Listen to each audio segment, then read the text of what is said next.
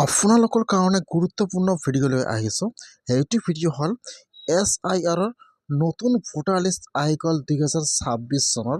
যদি আপোনালোকে এতিয়াও 2026 চনৰ ভোটাৰ লিষ্টটো চেক কৰা নাই, যে আপোনালোকৰ নাম লিষ্টত আহিছে নে অহা নাই, তেনেহ'লে আপোনালোকে আজিয়ে 2026 চনৰ নতুন খচৰা ভোটাৰ লিষ্টটো চেক কৰক, যে আপোনালোকৰ লিষ্টত নামটো আহিছে নে অহা নাই। কেনেকুৱাকৈ আপোনালোকে 2026 চনৰ ভোটাৰ লিষ্টটো চেক কৰিব চাই লওক। এতিয়া আপোনালোকে ফাৰ্ষ্ট আপোনাৰ মোবাইলৰ যিকোনো এটা ব্ৰাউজাৰ অ'পেন কৰি ল'ব। আপোনালোকে ইয়াত ভোটাৰ লিষ্ট ডাউনলোড লিখি চাৰ্চ কৰি দিব। ইয়াত চাব, ইয়াত কিন্তু দুটা লিংক আহি যাব।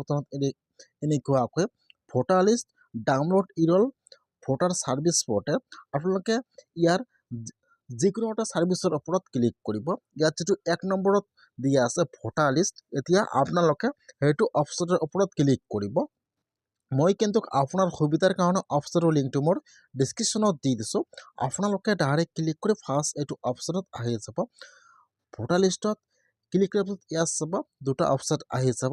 ইয়াত যিটো 1 নম্বৰত অপশ্যন দিয়া থাকিব 2026, এতিয়া আপোনালোকে সেইটো অপশ্যনৰ ওপৰত ক্লিক কৰিব লাগিব। এইফালত চাব 2026 দিয়া আছে আৰু এইফালত 2005 দিয়া আছে। এতিয়া আপোনালোকে 2026ৰ ওপৰত ক্লিক কৰিব।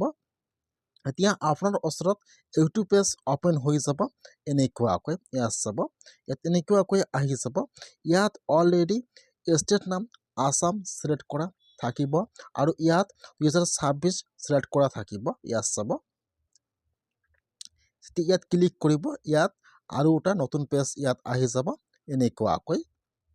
এতিয়া আপোনালোকে ইয়াত চাব, ইয়াত অলৰেডি ষ্টেট আসাম ছিলেক্ট কৰা আছে, ইয়াত 26 ছিলেক্ট কৰা আছে। ইয়াত যিটো ৰোল টাইপ আছে ৰোলটোত ক্লিক কৰিব।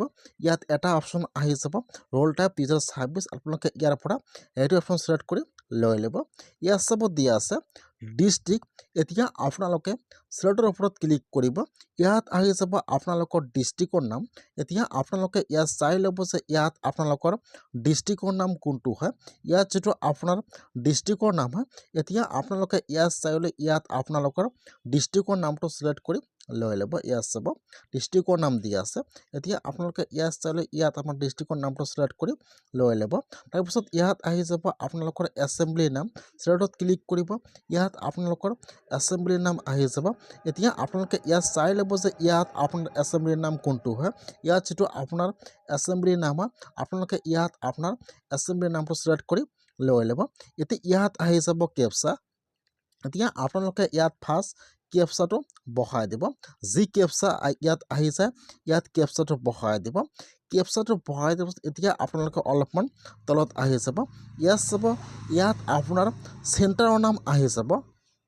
এতিয়া আপোনালোকে ইয়াত চাই ল'ব যে ইয়াত আপোনালোকৰ চেণ্টাৰৰ নাম কোনটো হয়। ইয়াত যিটো আপোনালোকৰ স্কুল বা কলেজ বা মাদ্ৰাছা যিটো আপোনালোকৰ চেণ্টাৰৰ নাম আছে, আপোনালোকে ইয়াত চেণ্টাৰৰ নাম চেক কৰিব। ইয়াত আপোনাৰ চেণ্টাৰৰ নাম কোনটো হয়, চাৰ্চৰ অপশ্যন দিয়া আছে।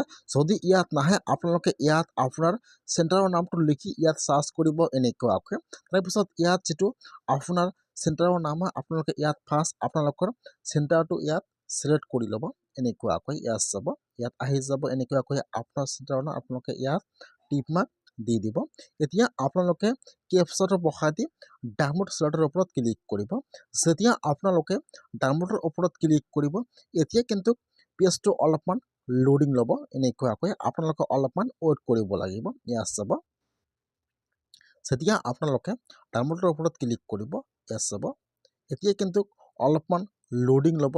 আপোনালোকে অলপমান ৱেইট কৰিব লাগিব।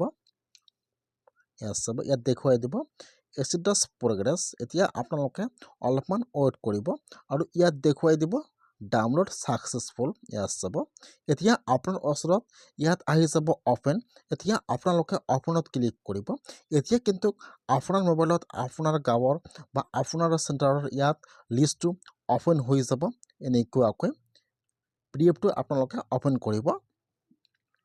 এইটো হৈছে 2026 চনৰ নতুন খচৰা ভোটাৰ লিষ্ট। যদি আপোনালোকে আপোনাৰ ভোটাৰ আই ডি কাৰ্ড কালেকশ্যন কৰিছে বা নতুনকৈ ভোটাৰ আই ডি কাৰ্ড আবেদন কৰিছে, তেনেহ'লে আপোনালোকে এনেকুৱাকৈ 2026 চনৰ লিষ্টটো ডাউনলোড কৰিব লাগিব আৰু চেক কৰক যে আপোনালোকৰ নামটো কিবা ভুল আছে নেকি। যদি আপোনালোকে 2026 চনৰ ভোটাৰ লিষ্টটো এতিয়া চেক কৰা নাই তেনেহ'লে আপোনালোকে আজিয়ে লিষ্টটো এনেকৈ ডাউনলোড কৰি চেক কৰক যে আপোনালোকৰ নামটো লিষ্টত আহিছে নে অহা নাই। আপোনালোকে আজিয়ে 2026 চনৰ SIR খচৰা ভোটাৰ লিষ্টটো এনেকুৱাকৈ ডাউনলোড কৰক আৰু লিষ্টটো আজিয়ে চেক কৰক যে আপোনালোকৰ নামটো ভুল আছে নে শুদ্ধ আছে নে লিষ্টত নাম আহিছে নে অহা নাই এনেকুৱাকৈ চেক কৰক।